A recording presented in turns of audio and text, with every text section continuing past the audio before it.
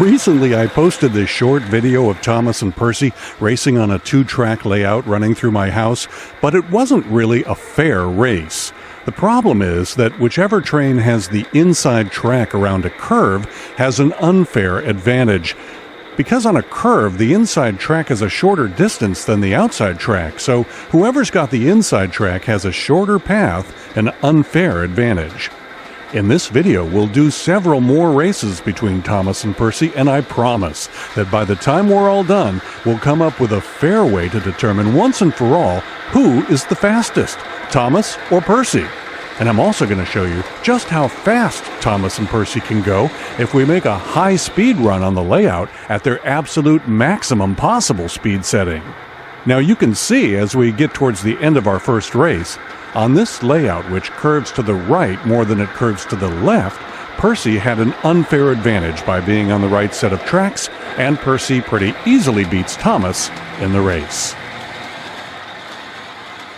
Now we'll go around the layout one more time, but this time we'll see it from the point of view of Clarabelle. That's a very unique view thanks to a GoPro attached to Clarabelle's right side. Race number 2 has pretty much the same conditions as race number 1 did. Thomas and Percy side by side on parallel tracks and each pulling 2 cars behind them. But I think having this different perspective, like you're sticking your head out one of Clarabelle's windows, that's pretty cool. Now, in most of my model train videos, I don't run the trains particularly fast. These model trains are actually capable of going much faster than what you see here. I just don't like to do it for 2 main reasons. First, it's just not really realistic when they're screaming around the curves. Real steam trains just don't do that. But the other issue is that even though the locomotives can handle high speeds quite well, the cars behind them just really don't.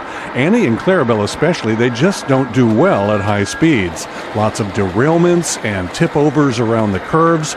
So when Thomas is pulling them around the layout, I typically run him at about half of his maximum speed. But I promise we are going to do a speed run here for our next trip around the layout. We'll just give Annie and Clarabelle and those 2 troublesome trucks a break for a few minutes so that Thomas and Percy can sprint all the way around the layout without any speed restrictions, giving you a great demonstration of how fast they really can go. Now check out this very tricky camera shot, one continuous smooth shot of the entire race from above. Try to figure out how I did that. Anyway, this is Percy and Thomas at full throttle now, going way faster than before and really flying around those curves. And as you can see, Percy had the advantage since there were mostly right curves. He got a big lead, and he'll handily beat Thomas once again. To truly have a fair race, we're going to have to put Thomas and Percy on the same track, one right behind the other, but not coupled. Here we go. Who do you think is going to win this race? Or will it simply be a tie? Well, we can actually already start to see it at this point. Percy is starting to pull ahead of Thomas.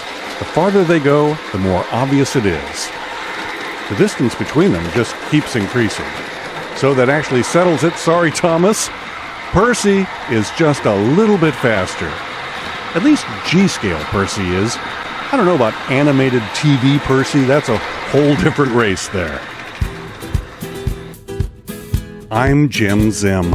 Subscribe to my channel if you want YouTube to suggest my videos to you whenever I post new ones. And hit the thumbs up button if you think YouTube ought to suggest this video to other fans of Thomas.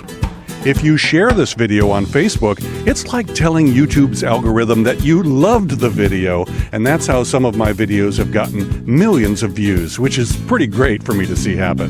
So thanks. Here are a few other videos I think you might like. Click on one that looks interesting, and thanks again for watching.